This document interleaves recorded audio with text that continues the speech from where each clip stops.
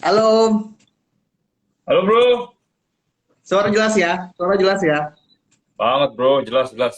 Oke, kita buka langsung ya, nggak apa-apa ya. Kita buka langsung aja. Selamat sore teman-teman. Halo, balik lagi di program Research Corner. Hari ini pembicaranya teman-teman udah pasti udah tahu banget siapa dia lah, Nico Oh, Lawrence. Halo, Mas masa Niko. iya Selamat sore, dong. Mas Niko. Kenapa pakai efek begitu? Gue nyari filter Jal. Yang cakep apa ya Jal? Filter yang cakep apa ya, Jal? Iya makanya. Hah? Hanya aja lah, kayak lebih klasik. Oke, Mau jadi main-main lebih lo malah lebih mau main retro ya, filter lo. lebih lebih retro loh ya. Yoi, klasik. Mungkin gua pakai ini aja. Oke, biar lebih manly. Kayak penjahat lu Jal, Oke, Jal. eh, teman-teman hari ini eh, topik pembahasannya itu sebenarnya unik sih. Kenapa sih market banyak yang drop ya Om ya? Market turun banyak banget ya Om ya. Hmm. Nah, itu sebenarnya nih Om, untuk mungkin langsung masuk ke topik aja nih Om kita Om. Mengapa market hari ini lagi turun? Dan apa ada sangkut pautnya sama Omicron Om? Sebenarnya Om. Ada sih. Jadi pas yang tadi siang kan ada berita kan soal Omikron kan. Jadi itu yang emang Ya. bikin kayak uncertainty-nya lumayan kayak nggak pasti gitu ya. Kadang tuh orang tuh kan Oke. sebenarnya kayak kayak takutnya tuh kayak masalah ketidakpastiannya itu ya. Sebenarnya cuman kayak wah nih Omikron nih kayak ada varian baru gitu ya. Terus kan kayak di global tuh lagi lumayan rame nih soalnya masih nggak jelas kan Jel ibaratnya kayak impact-nya kayak gimana. Jadi karena kalau kemarin tuh WHO juga udah state kayak ya agak takut sih sebenarnya pernyataannya kayak wah ini kalau misalnya ini ternyata transmission rate-nya gitu ya maksudnya itu lebih lebih cepat dibandingkan kayak varian-varian sebelumnya. Jadi lu yang kayak Oke. kumis sih Jal. Jadi kayak Itu om-om nggak bro. konsen ya? Jadi nggak konsen Nggak ya? konsen gue. Kayak penjahat. Gue kayak ngobrol sama penjahat tuh. Nah Oke, jadi oke. Lanjut nah, Om. terus gue wah. Nah jadi pas-pas kayak gitu jadi wah itu bikin takut tuh sebenarnya. Apalagi kan udah cuman gini sih sebenarnya ya kayak Omikron itu tuh pasti kayak di WHO aja udah bilang gitu. Maksudnya ini tuh sebenarnya udah ada hampir di semua negara. Cuman Oke. kayak masalah kedeteksi apa enggaknya doang gitu. Jadi kayak sooner or later ya pasti akan ada gitu. Jadi intinya itu. Cuman ya menurut kita sih sebenarnya walaupun dengan adanya varian Omikron ini di Indo harus sih ibaratnya bikin kayak takut aja sih. Cuman takut dalam jangka pendek aja karena sebenarnya Omikron yang bikin takut ini kan lebih ke sentimen aja. Jadi market tuh biasanya Mm-mm. geraknya kan dua kan. Jadi mereka tuh ngelihat kayak sentimennya dulu, parnonya dulu, habis itu bener-bener Ya. lihat kayak oh ternyata nggak kenapa-napa gitu. Wajar gitu, maksudnya kayak zaman-zaman kayak Omicron, case-nya ditemukan di negara mana, market pasti turun. Habis itu Ya. kalau kita ngeliat jangka pendek menengahnya, rebound lagi gitu. Jadi, nah Ya. sentimennya pasti kayak, wah ada Omicron nih di Indonesia first case gitu ya. Pasti sentimennya nggak begitu ini. Cuman kalau ngomongin jangka panjangnya ya sebenarnya so far ya, kita nggak bisa bilang bahwa ini tuh emang nggak berbahaya. Karena kalau Hmm. ngelihat dari si varian baru ini kan kayak punya 50 jenis mutasi gitu kan. Jadi somehow bisa Ya. jadi kayak varian yang lebih bisa mungkin lebih mematikan, bisa lebih cepat menular gitu dan lain-lain. Nah, jadi itu sebenarnya kita cuma so far kalau ngeliat kayak di beberapa negara gitu ya kayak Afrika Selatan itu ya nggak translasi terhadap kayak dampaknya signifikan ya. Jadi kalau kasus-kasusnya sih kita lihat relatif lumayan ringan gitu. Jadi ini lebih ke sentimen aja sih. Kita lihatnya benar-benar lebih ke sentimen. Oke. Terus sama ini Om Niko, mungkin ya ini pertanyaannya sih sebenarnya pertanyaan umum ya. Hmm. Kenapa berdampak banget Om?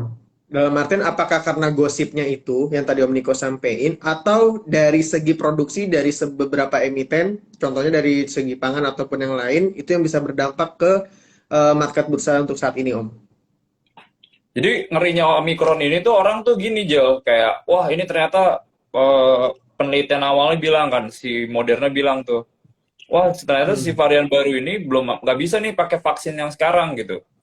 Wah orang tuh bakal Oke. mikir kan kayak wah ini mah sama kayak zaman zamannya COVID awal-awal kan belum ada vaksinnya kan. Ya, Nah, betul keparnoannya betul. kayak wah apakah kayak biar yang Omikron ini bisa balik ke zaman dulu? Karena habis itu kalau kita lihat kan di Pfizer juga state kan, oh ternyata kalau misalnya dua dosis itu nggak bisa gitu. Terus AstraZeneca juga Hmm. state ternyata dengan 2 dosis nggak bisa gitu. Jadi orang tuh bener-bener kayak parnonya, wah apakah nanti kalau misalnya bener-bener belum ada vaksin ya, nggak bisa contain, nggak bisa sembuhin, bisa kembali ke zaman dulu gitu. Jadi ada sentimen ke situ sih. Cuman kan sebenarnya kalau kita Oke. lihat kayak benar-benar lebih jauh lagi ya, maksudnya si Mhm. varian baru ini kan lebih lebih apa ya? Intinya tuh dia lebih kalau misalnya dengan adanya dosis ketiga itu somehow tuh dari Mhm. sisi efficacy rate-nya lumayan ngasih protection sebenarnya. Dan ya ibaratnya harusnya sih nggak terlalu jadi adisi karena maksudnya sooner or later semua orang bakal kayak booster vaksin dosis ketiga kan.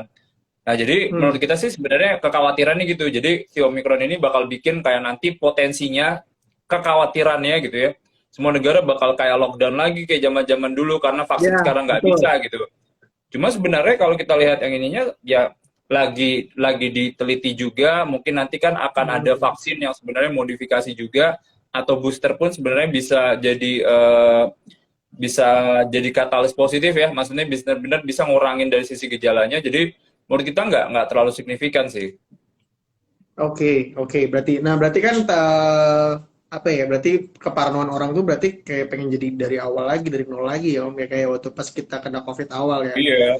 Nah, Awal-awal untuk COVID kan gila itu obatnya belum ada, ininya belum ada, terus kayak waduh, namanya kan serem ya kayak Omikron gitu ya, kayak apa? ini Kayak Transformer gitu kan. Jadi kayak wah, ini bikin bener parno banget. doang sih. Bener Bikin Om, parno aja bener-bener. sih. Apalagi kan ini variannya juga mungkin ya. Kemarin kan sempat dibahas juga tuh sama kita waktu pas riset corner sebelumnya sama Randy tentang Omicron. Dan bahayanya itu mungkin ya nyawa lagi sih Om taruhannya ya bisa dibilang ya Om. Karena kan memang Hmm. penyakitnya itu pertama dideteksinya bisa, tapi kita juga belum ada obat yang tadi Om Niko bilang. Nah, pertanyaan yang kedua nih Om. Tren bulan November dan Desember itu kan pergerakannya marketnya tuh lagi agak drop ya Om ya. Kenapa nggak kayak bulan-bulan sebelumnya ya Om? Padahal kan bulan-bulan sebelumnya istilahnya tuh corona juga udah ada, tapi masih terhitung lumayan hidup gitu loh untuk Hmm. marketnya. Tapi kok sekarang kenapa bisa sampai drop abis gitu Om? Nggak habis sih. Jadi istilahnya dropnya ya lumayan Om, lumayan dalam sih Om. Hmm. Jadi si apa ya? Orang tuh kalau pegang saham ya, paling males tuh sebenarnya sama ini Jal, kayak ketidakpastian gitu. Jadi kalau misalnya Oke. kayak nggak jelas gitu ya, oh dulu nih misalnya mereka lagi tunggu dua sebenarnya kayak The Fed gimana, jadi nggak mereka kurangin pembelian obligasinya gitu, maksudnya terus habis itu Hmm. kayak si Omikron gimana, ada nggak vaksinnya, jadi benar-benar November Desember itu penuh ketidakpastian.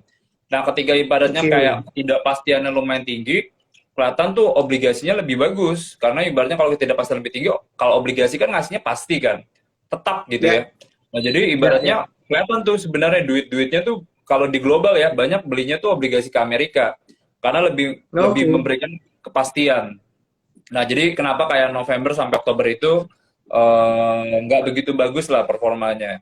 Terus kalau kita lihat juga sebenarnya gini sih, yang paling takut investor sekarang agak hati-hati kan kayak yang kemarin ya, maksudnya inflasi ini tuh sebenarnya apa ya? Kayak agak-agak ngeri sih. Maksudnya kayak Hmm. gila ya, bayangin aja ya kalau ngeliat kayak harga-harga semua naik terus gitu. Inflasi di Amerika itu tertinggi Ya. dalam 38 tahun terakhir. Kan ibaratnya kalau misalnya kayak orang harga-harga bahan mahal kan jadinya kan kayak ya sesimpel misalnya kayak gua aja gitu. Misalnya wah ini biasa gue beli berapa jadi berapa kan jadi malas beli kan. Nah, kalau ibaratnya kayak Ya. belinya aja mahal gitu ya. Wah, mahal nih. Yaudah deh kita tahan aja deh. Tahan-tahan-tahan konsumsinya nggak ada gitu. Konsumsinya Ya. nggak ada. Terus habis itu kalau misalnya kita lihat kalau nanti biaya inflasi itu kan sebenarnya kayak biaya investasi kan. Nah, jadi kalau misalnya Hmm. si pabrik ini misalnya mau ekspansi, ngeliat nih, wah bahan baku mahal semua, permintaannya belum pulih-pulih banget. Jadi mereka tuh jadi malas gitu, maksudnya lihat inflasi lumayan tinggi. Nah kayak gitu sih Oke. sebenarnya kayak jadi concern itu juga. Nah terus ibaratnya kekhawatirannya itu adalah kira-kira si The Fed ini tuh bakal bakal jagain nggak sih sebenarnya inflasinya, maksudnya mereka bakal kayak apa nih kebijakannya The Fed, karena si market itu sebenarnya gini jauh sesimpel kalau intinya kalau market dikasih gampang pasti mereka suka Hmm. gitu, maksudnya sesimpel Ya. kalau misalnya oh dulu gitu ya market kan bisa naik kenceng ya, jadi zaman-zaman dulu Hmm. market bisa naik kenceng ketika ibaratnya mereka kasih stimulus tuh. Nah cuman kalau Hmm. stimulusnya ini dicabut gitu ya orang pasti nggak suka, pasti nggak suka ya. Nah ini pernah kejadian nih jauh dulu zaman-zaman tahun 2013. Nah jadi pas waktu itu itu istilahnya namanya taper tantrum jauh. Nah, taper tantrum itu Oke. ibaratnya ketika marketnya lihatnya tuh dari cover gitu ya. Cuman habis itu kayak wah Mhm. ngeliatnya ya udah deh kita kurangin aja pembelian obligasinya. Kayak gitu-gitu dah. Jadi zaman-zaman bulan Mei 2013 marketnya tuh langsung kayak turun dalam. Nah, cuman pas Oke. kejadiannya gitu Desember marketnya tuh langsung kayak positif gitu. Jadi sebenarnya itu sih yang bikin bikin kayak November sama Desember itu tuh benar-benar kayak nggak pasti. Terus Indonesia tuh Ya, ini kayak apa? Harga komoditasnya kan agak-agak turun kan. Jadi harga komoditasnya ya, agak turun. betul. Terus kayak Indonesia tuh jualannya tuh paling gede komoditas tuh. Jadi 60% jualannya Indo komoditas kan. Nah, jadi kalau misalnya kemarin, oh yaudah harga batu bara tembus sampai 250, marketnya geraknya bareng jauh. Karena ibaratnya Hmm. pertumbuhan Indonesia tuh benar-benar kayak dipengaruhi banget sama si komoditas ini. Jadi ketika sesimpel kelihatan gini sih, saham kalau growth-nya ada pasti bagus. Kalau Ya. growth-nya nggak ada, nggak akan bagus. Yang bagus tuh adalah obligasi. Nah, jadi ketika misalnya komoditasnya lagi bagus, marketnya langsung terbang tuh bulan apa ya, pas lagi gue di US tuh September, Oktober kalau nggak salah. Naiknya signifikan. Terus habis itu si pemerintah China-nya ini kayak intervensi kan, intervensi harganya sempat turun ke 150. Terus habis itu si China-nya ini kayak trennya setelah itu kayak agak melambat pertumbuhan ekonominya. Hmm. Nah, kalau si China ini pertumbuhan ekonominya melambat, Indonesia tuh pasti bakal kena secara nggak langsung. Kenapa? Karena si Indonesia itu tuh trading partnernya paling gede itu adalah China. Jadi kita jualan Oke. semua komoditasnya itu ke China gitu. Jadi kalau si China-nya ini melambat, pasti pertumbuhan Indonesia nggak bagus. Nah, jadi ketika pertumbuhan Indonesia nggak bagus, komoditasnya jelek, marketnya pasti nggak akan kemana-mana sih. Oke. Nah, kalau sekarang kan banyak yang kabar burung tuh, Om. Kabar burung sih sebenarnya karena di TV juga lagi Hmm. benar atau enggaknya. China kan lagi apa ya? Gonjang-ganjing ya, Om ya. Itu gimana, Om, Hmm. tentang market kita, Om? Kenapa tuh? China. Dampaknya gimana? Kan karena kan Cina kan lagi ya Om Niko tahu sendiri kan lagi kayak begini. Istilahnya dampaknya lagi kurang baik juga di negara itu. Nah, untuk dampak Iya, Indonesia, ya. infonya kemarin kan ada yang bilang Indonesia malah lebih bangkit dibandingkan China nih, Om. Kayak gitu gimana nih, Om? China melambat dampaknya buat ke Indo ya, intinya gitulah ya. Jadi gini Iya. sih, kalau intinya Mm-mm. China melambat itu pasti Indonesia kena. Dan China itu diekspektasikan tahun ini tuh tumbuhnya lebih kecil. Tahun lalu tuh dia tumbuhnya tuh 8 Ya, persenan 2020. 2021 ya. mungkin cuma 5 persenan gitu ya. Jadi Indonesia pasti kena. Cuman katalis positifnya gini, maksudnya pemerintah China tuh nggak kayak diem doang. Jadi kalau kita lihat Hmm. kemarin, China tuh baru pangkas ada istilah itu namanya reserve requirement ratio. Jadi intinya kayak duit yang dipegang sama perbankan mereka. Nah, kalau ibaratnya Mm-mm. duitnya itu cadangan reserve requirement ratio-nya itu diturunin, itu ada ruang mereka tuh Mm-mm. kayak bisa nyalurin itu jadi kredit. Misalnya gini, Oke. dulu mereka punya tabungan 300 triliun, mereka harus cadangin misalnya 8% ya, berarti kan 24 triliun. Nggak boleh diapa-apain tuh si 24 triliun itu. Terus tiba-tiba sama si China, Hmm. turunin yuk jadi 5% gitu. Jadi kan savingnya sekitar 3%, berarti kan sekitar 9 triliun. Ada duit nih si bank ini punya keleluasaan. Yaudah deh 9 triliunnya kita salurin jadi kredit. Nah itu harusnya jaga tuh si pertumbuhan ekonominya si China gitu. Jadi itu yang pertama. Terus yang kedua ya sebenarnya yang bikin agak khawatir juga tuh sekarang apa ya? Masalah apa? Default property di China sih. Nah jadi kan kemarin kan ada kayak kasus Evergrande kan. Ada kasus Ya. Evergrande segala macam. Nah translasinya orang tuh si pemerintah China ngelihat China itu tuh 20% mereka punya pertumbuhan itu tuh ada didorong dari kayak propertinya gitu. Nah, jadi kalau misalnya ngeliat, wah Hmm. ini kayaknya, jadi kan orang banyak banget tuh beli rumah di sana, buat investasi, buat dijualan. Wah China Hmm. gede banget lah, properti size-nya tuh gede banget. Nah, cuma mereka Hmm. pas lihat, wah ini kayaknya udah nggak sehat nih sektor properti. Mereka tuh udah ngurangin ketergantungannya. Jadi bank-banknya itu bener-bener kurangin exposure-nya. Orang-orang juga jadi takut nih misalnya beli rumah, takutnya kayak gagal bayar apa segala macem gitu ya. Ya. Nah, jadi itu yang sebenarnya kayak bikin takut juga. Apalagi tadi pagi ya, baru ada berita gitu ya. Aduh, gue lupa namanya siapa tuh. Cuman intinya tuh ada salah satu kayak pengembang dari China yang ibaratnya tuh mereka paling sehat ya. Kalau kita lihat dari sisi neracanya, itu dia ternyata ini juga gagal bayar. Ada namanya Ya, terus itu, gimana? aduh, Simao Group. Ada namanya Simao Group. Jadi dia tuh Di mau gagal grup. bayar gitu ya. Jadi, nah kalau ibaratnya kayak gitu pasti bakal dampak ke Indo. Nah, Oke. cuman intinya kan kalau misalnya kalau kita ngomongin China memang bener ya, maksudnya trennya melambat. Cuman Indonesia tuh maksudnya nggak cuma China doang, ceritanya US, Jepang, Eropa gitu. Terus Hmm. kan Indonesia itu kan kayak jualannya juga ya maksudnya komoditas gitu ya. Cuman mereka udah Ya. diversifikasi gitu. Maksudnya CPO-nya ntar ada kerjasama itu yang ibaratnya European Free Trade Agreement itu sama Oke. Eropa. Nah, itu jadi bea cukainya 0%. Terus mereka jual sama Turki juga. Hmm. Nikelnya mereka bikin jadi smelter, itu bisa kayak diolah ke negara-negara lain yang ibaratnya buat baterai listriknya. Jadi mengurangi ketergantungan kita ke si China sih sebenarnya. Nah, jadi itu harusnya sih bisa jadi apa ya, kayak buffer lah harusnya, maksudnya nggak yang parah-parah banget impact-nya gitu. Ya. Jadi istilahnya kan karena juga dilihat juga banyak negara yang kena jebakan China juga ya Om ya. Bener, bener. Intinya kalau China melambat Hmm. sih semua negara-negara di Asia itu tuh bakal melambat juga sih. Intinya bergantung sama dia lah Om ya. Kayak gitu ya Om. Lumayan, lumayan, lumayan. Bakal Hmm. bergantung sama. Oke. Cuman Indonesia gini sih Jal, maksudnya ingat ya struktur negaranya Indonesia itu tuh nggak kita nggak yang pure export players gitu misalnya kayak yang lumayan gede tuh Hmm. kayak Thailand gitu misalnya. Indonesia tuh Ya. 60%-nya itu tuh semuanya konsumsi dalam negeri. Bisnis modelnya itu sama Hmm. Amerika, jadi mereka nggak terlalu tergantung sama negara lain gitu.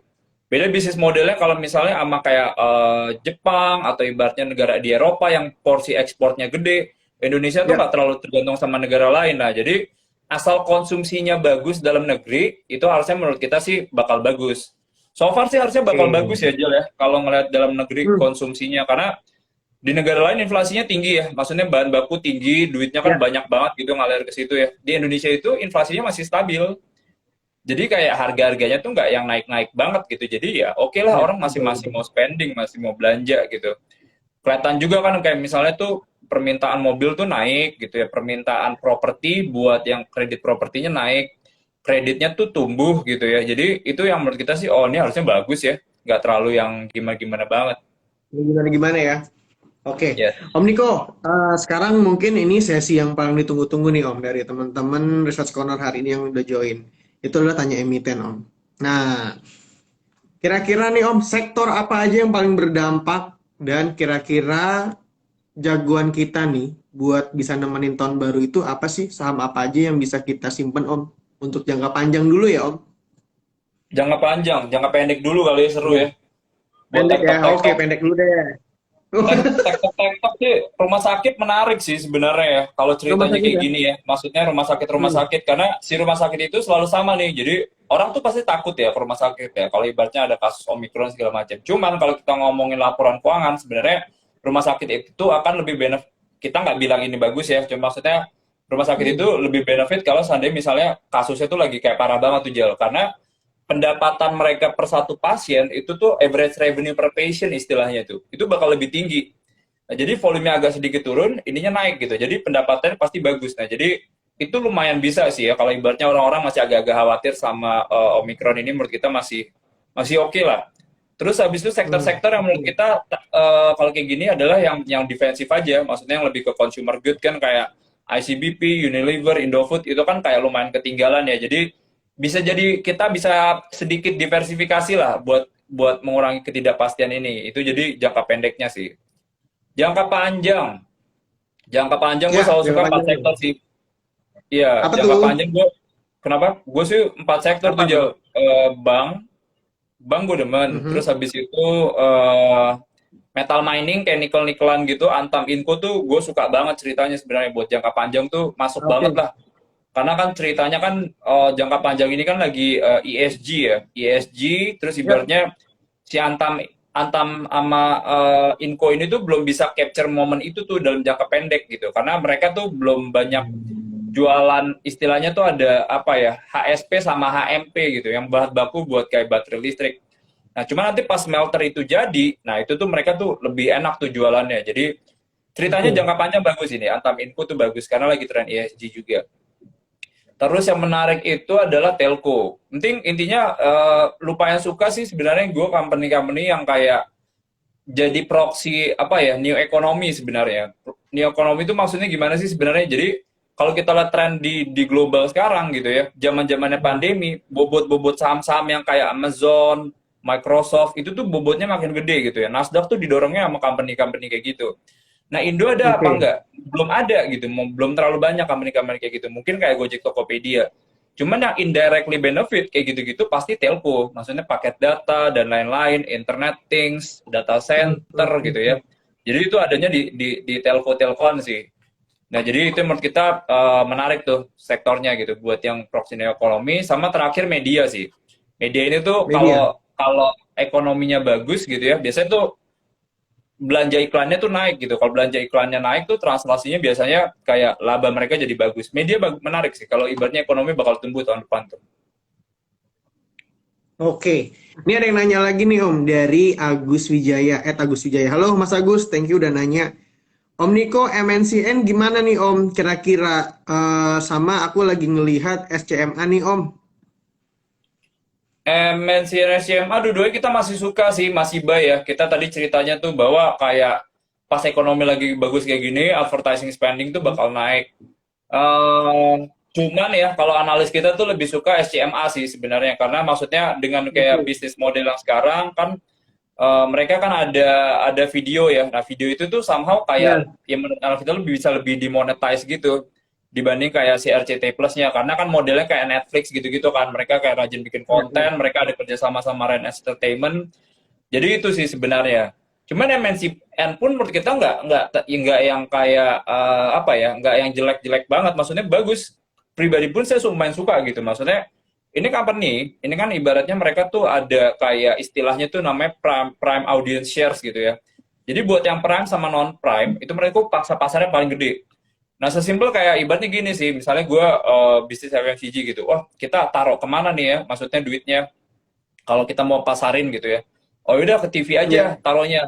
Nah ke TV itu kan sebenarnya kita bakal lihat nih, mana nih yang sebenarnya orang banyak nonton gitu, yang audiensnya banyak. Oh pastinya pangsa pasar besar kan, ya pasti di situ ada MNCN gitu. Nah, jadi itu yang menurut kita sih harusnya bagus. Terus company-nya tuh juga kayak tingkat utangnya juga kayak makin turun ya. Maksudnya debt-nya tuh makin turun gitu tingkat utangnya. Jadi menurut kita lumayan bagus sih. Terus kita nggak terlalu lihat ada disruption sih ya. Maksudnya buat yang kayak dengan adanya teknologi sekarang ya. Maksudnya orang lebih kayak nonton YouTube dan lain-lain. Karena ya surveinya menyatakan bahwasanya ibu-ibu di kota-kota kecil gitu ya masih nonton TV semuanya. Media betul, betul, betul. penyaluran buat nyampein iklan paling murah itu adalah pakai TV gitu. Maksudnya ya Ya, udah pakai kayak antena aja sediain TV orang langsung bisa nonton gitu. Kalau misalnya kita paket betul. data kan bayar kan Jal, kita TV kan nonton kan Ya, gratis, jadi betul. paling murah lah media penyalurannya, masih menarik sih. Cuman kalau analis kita Masih lebih menarik ya. lebih suka tuh di SCMA. Oke, tuh tadi thank you banget yang udah nanya SMA masih oke buat dilirik. Dan sekarang yang kedua nih Om Niko nih. Dari Kak Cherly Tomina. Kenapa komoditas utama turun ya, kecuali kol yang naik sendiri secara mingguan? Itu kenapa Om?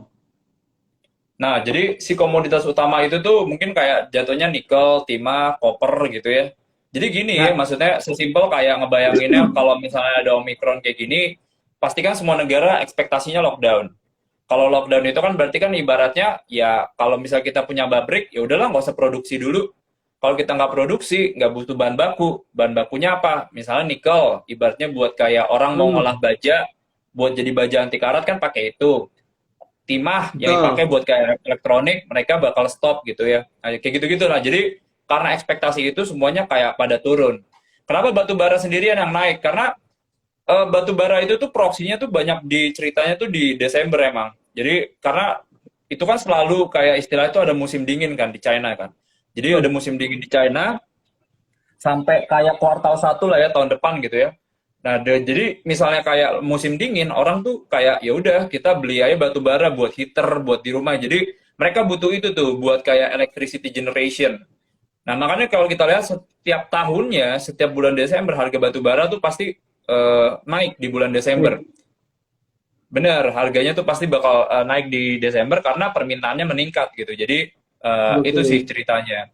Terus kayaknya kenapa kalau misalnya harga batu baranya naik juga kayaknya dalam jangka pendek ini agak susah nih. Jadi kemarin kan harga batu bara itu kan sebenarnya sempat naik signifikan ya karena setiap negara itu Hmm, mencoba mereka pindahin komposisi energi mereka ke energi terbarukan. Nah, cuman pas mereka mau hmm, pindahin, oh ternyata kok susah ya, maksudnya mahal gitu. Kayaknya nggak mungkin nih dalam jangka pendek. Kaget juga gitu, maksudnya mereka kita pengen energi terbarukan yang lebih sehat, cuman orang hmm, butuh butuh batu bara nih yang harganya murah gitu ya, buat kayak mereka biar tetap anget gitu. Nah, jadi translasinya agak susah. Kita lihat tuh permasalahan logistik di batu bara ini tuh nggak bisa diberesin dalam jangka pendek sih, ceritanya panjang gitu. Jadi harga batu bara sih menurut kita sih bakal tetap di atas 100 nih buat tahun ini dan tahun depan. Oke, Jadi harusnya masih harga batu bara kita bakal turun, cuman maksudnya tuh harganya tuh tetap tinggi di atas 100 gitu. oke. Berarti kalau untuk buy masih oke dong Om ya? Karena kan memang tadi kan Om Info Om Niko bilang kan pasti akan turun tapi harganya masih baik. Berarti kalau untuk buy masih oke lah ya Om ya? Kalau buat disuruh pilih banget sih kayaknya nggak yang terlalu exposure-nya Enggak gede ya? lah Jal ya. Buat jangka pendek aja sebenarnya pegang sampai kuartal 1 sih masih bagus ya. Harusnya harga tuh masih Hmm, bisa tinggi. Cuman setelah itu permintaan tuh pasti turun tuh batu baranya. Jadi harga pasti nggak terlalu bagus. oke. Sip. Thank you banget Om. Yang kedua nih Om, Ya. ini maaf ya, gue mungkin kurang tahu juga nih kalau ini kita cover atau enggak. Kalau BGTG sama BPKP gimana trennya Desember sampai Januari dari IM.Wirya yang nanya Om. Sorry Om, gue nggak tahu nih di cover apa nggak sama kita Om. Kita sih nggak cover ya BGTG sama BBKP. Cuman ya hati-hati aja ya. Maksudnya kalau buat yang kayak ekspektasi buat ke digital banks kayak gini, eh, bisa dibilang apa ya, susah loh sebenarnya kalau buat kayak prediksi ya. Maksudnya buat kayak Hmm, bisnis modelnya bakal jalan apa enggak. Intinya sih digital bank oke, bakal bagus. Maksudnya semua negara itu tuh bakal bagus. Cuman tuh pemainnya tuh nggak akan banyak. Paling cuma 1 sampai 3 doang. Yang lain tuh bakal oke. mati nanti. Nah, pemain yang bakal hidup dalam jangka panjang itu adalah sebenarnya ya bank-bank yang sebenarnya punya kemampuan monetisasinya lumayan bagus. Maksudnya kan gini ya, maksudnya orang oh ya udah nih nanti di digital banks kayak trennya langsung bagus gitu ya. Wah nggak segampang itu sebenarnya karena bisnis model sekarang itu tuh adalah kayak semua e-commerce, semua teknologi-teknologi deh. Mereka tuh butuh banget yang ibaratnya kemampuan monetisasi istilahnya. Jadi misalnya kayak gini nih Jal, kayak dulu ya, ibaratnya kayak misalnya kita Tokopedia dan lain-lain. Kita mau beli ke sana karena apa? Karena Ya, diskon kan. Kita diskon betul. udah terbiasa pakai apps-nya segala macem, dedet lama-lama diskonnya makin kecil kan, makin hilang gitu. Jadi ibaratnya setelah itu. Nah, jadi intinya mereka udah setelah itu mereka udah mulai menerapkan tarif nih ke merchant-merchantnya. Nah, sama nih sebenarnya kayak misalnya ngomongin digital banks gitu ya. Kalau mereka nggak Mhm. punya kayak apa ya, ekosistemnya bagus gitu ya, maksudnya usernya nggak terlalu banyak, usernya mungkin ada, cuman mereka nggak transaksi, mereka nggak bisa ngecharge, itu berat sih. Itu benar-benar berat buat compete. Oke. Makanya kalau kita lihat, kita lumayan suka yang kayak model Arto gitu ya, maksudnya emang benar-benar ekosistemnya tuh ya Gojek Tokopedia, mereka lebih enak tuh sebenarnya buat monetizingnya gitu ya. Maksudnya nanti kalau seandainya ada Hmm, Arto, platform dananya itu bisa disimpan di situ, mereka bisa monetize jadi interest income, bisa disalurin juga buat jadi kredit gitu ya. Jadi kelihatan tuh ibaratnya mereka bisa monetisasi itu menurut kita. Cuman kalau yang kayak BGTG sama BBKP mungkin harus benar-benar dilihat jangka panjang banget sih ya. Maksudnya benar-benar dilihatin apakah kayak ini company bisa ruginya misalnya makin kecil. Apakah misalnya hmm, mereka punya pendapatan dari bunga itu trennya makin meningkat gitu. Jadi itu sih yang oke. sebenarnya penting buat dilihat ya. Mungkin itu Sip. sih. Thank you Om. Mohon maaf juga tadi kan untuk penjelasannya karena kita juga tidak mengcover itu ya Om sebenarnya tapi nggak apa-apa udah dibantu dijelasin. Thank you Benar. banget Om Niko. Yang ketiga nih Om. Pak Niko, mau nanya dong, saya ini masih ragu mau beli BBCA. Ini dari F Dakinang, F Dakinang yang nanya. Mau beli BBCA. Apakah ada impact-nya Om? Karena dengan meluncurnya aplikasi Blue ini, soalnya harganya makin lama naik turun nih, gitu katanya Om. BBCA. BCA ya, Blue-nya sih bagus ya. Hmm, Maksudnya kalau kalau saya pribadi sih sebenarnya sukanya kayak gini Pak, apa bisnis model bank-bank tuh yang kayak omni channel gitu. Jadi mereka nggak pure digital, cuma mereka ada kayak conventional channels-nya juga. Jadi tetap punya hmm, kayak apa traditional channels gitu. Karena digital channels ini kan kepake sebenarnya buat kayak orang-orang kayak di kota gitu ya. Cuman kalau misalnya kota-kota ya, kecil gitu ya, tier 2 dan tier 3 itu kayaknya masih agak sangat berat tuh. Jadi mereka masih butuh traditional banking lah. Nah, jadi gitu. Cuman hmm, kalau kita lihat aplikasinya si BCA yang Blue ini, ya in overall bagus. Itu kan kayak super apps ya, nanti semua orang bisa pakai. Terus kan BCA kan kalau kita lihat kan emang struktur modalnya kuat banget ya. Jadi kalau mereka mau perang modal gitu ya buat gede-gedein anggaran infrastruktur IT-nya, mereka bisa banget di mhm. situ. Jadi komitmennya bagus sih. Kita suka tuh kalau buat digitalnya. Cuman kenapa naik turun ya? Jadi gini sih, BCA itu tuh saham yang bobotnya paling gede di Bursa Efek. Nah, jadi kalau misalnya ibaratnya kayak asingnya kan sekarang lagi kayak keluar, asingnya masuk gitu, asingnya keluar gitu. Nah, dia tuh bobotnya paling gede. Nah, asing Hmm. ini kalau ibaratnya mau jualan, pasti keluarnya dari saham-saham yang kayak gitu tuh, yang ibaratnya punya likuiditas lah ya.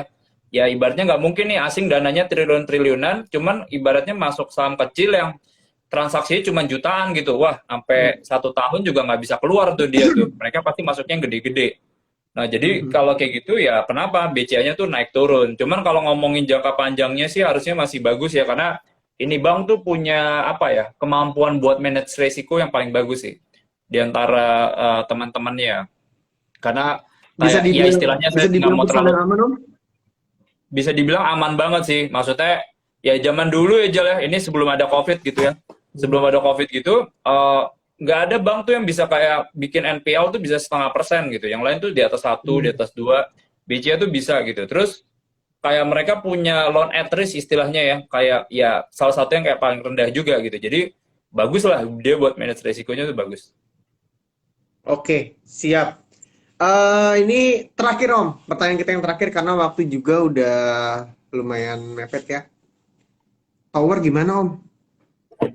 Tower, bisnis model Hmm, tower, prospeknya. Tower masih bagus ya, prospeknya, masih oke lah ya prospek harusnya. tower ini. Maksudnya Hmm. Soalnya tower kan tuh banyak berita yang simpang siur nih Om tentang tower Om. kenapa sih maksudnya apa tuh?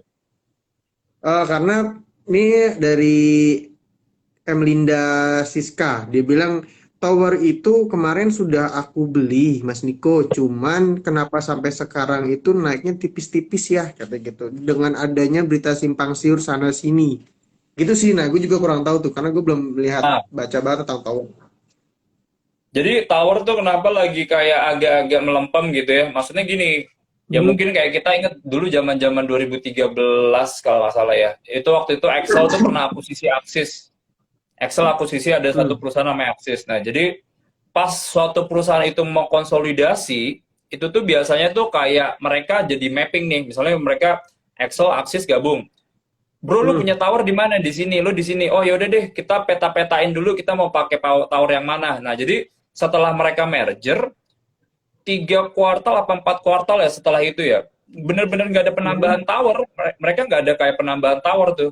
Nah, jadi pas sekarang itu kan Hmm. ceritanya lagi mau merger nih, si Indosat sama si Ya. Hutchinson. Nah, terus kan ada rumor juga, rumor gitu ya. Maksudnya misalnya Excel atau mau akuisisi smartphone dan lain-lain ada intinya ada Hmm. konsolidasi lah. Nah, jadi itu Hmm. yang sebenarnya kayak harusnya jangka pendeknya ini orang tuh bakal mapping dulu menara-menara mereka pada di mana. Jadi mereka nggak mau nambah-nambah dulu. Baru setelah itu, baru mereka tuh agresif nambah-nambah menara. Jadi itu sih yang bikin kayak agak-agak melempem ya ceritanya si sektor menara Tower itu ya. khususnya buat buat tower ya. Nah, itu. Terus yang kedua, ya sebenarnya kekhawatirannya adalah dari sisi ini sih ya, maksudnya Mitratel kemarin. Jadi dengan adanya Ya. kayak dana kan lumayan gede ya. Saya lupa deh, 20 apa 25 triliun gitu ya. Jadi lumayan tuh sebenarnya maksudnya bisa kayak mereka revamp, mereka kayak karena kan bisnis menara ini kan bisnis yang benar-benar tuh kayak tergantung banget sama modal gitu ya. Mereka highly leverage banget, utangnya gede-gede kalau kita lihat kan. Karena bisnis Hmm. modelnya Hmm. gini, Hmm. kayak kita pinjem uang gede banget gitu ya, kita sewa tanah, kita bangun menara, cuman kita ibaratnya tinggal ongkang-ongkang kaki aja dapat uang terus berulang tuh tiap tahun berulang karena kontraknya jangka panjang jauh 10 tahun. Nah, jadi kayak gitu. Nah, jadi biasanya kalau udah ada yang pemain baru, ya pasti orang jadi mikir nih, oh yaudah deh kita sewa menaranya ke Mitratel aja deh kali kayak gitu-gitu. Nah, jadi Ya. bikin kompetisinya jadi agak-agak tough sih. Oke. Sentimennya gitu Soalnya sih tuh Mitra ceritanya. juga Soalnya Mitra itu juga jadi kayak raksasa baru juga ya Om ya. Bisa dibilang ya Om. Benar. Karena dia modalnya kan lumayan cukup gede juga tuh dia Om. Betul, betul, betul. Oke. Om Niko, thank you banget nih Om. Udah sore-sore Siap. nemenin kita semua di program Research Corner. Mungkin ada kesimpulan Om dari pembahasan materi hari ini Om. Biasanya kalau kesimpulan kan di host tuh biasanya tuh. Kesimpulannya teman-teman tadi beberapa emiten yang udah disampaikan Om Niko itu masih baik buat dibeli. Ya, mampus lo Jal kan, yang jadi host lo kerjanya. Kesimpulan di ya cuman ini overall gini lah ya. Kalau dari summarize in short sih sebenarnya gitu ya. Maksudnya Fundamentalsnya kita ngeliat sih harusnya jangka panjang buat Indo masih bagus ya. Kita target indeks tahun depan itu tuh 73, 79 ya. Jadi kita lihat masih bakal positif buat jangka panjang. Growth-nya masih ada, cuman ya faktor uncertainty-nya ini yang sebenarnya agak-agak rese sih sebenarnya. Cuman kalau ngomongin buat jangka panjang sih menurut kita masih bagus, apalagi kalau ngomongin Desember ya, window dressing itu di Desember itu tuh trennya selalu positif. Dan komoditi itu biasanya juga selalu bagus di bulan Desember. Nah, jadi kayak kita nggak usah takut aja kalau marketnya tuh sekarang turun gitu. Mungkin itu ya. Oke, thank you banyak Om Niko. Thank you juga buat teman-teman yang udah join, lumayan lu rame banget nih Om sore ini Om. Thank you banget semuanya, thank you Ya, banget yang udah nanya juga. Sampai siap. ketemu di program Research Corner berikutnya. Saya Rizal Pamburi dan Om Niko Florence pamit. Sampai jumpa. Dadah Siap, semuanya. thank you semuanya. Bye. Bye Om Niko. Bye, bro.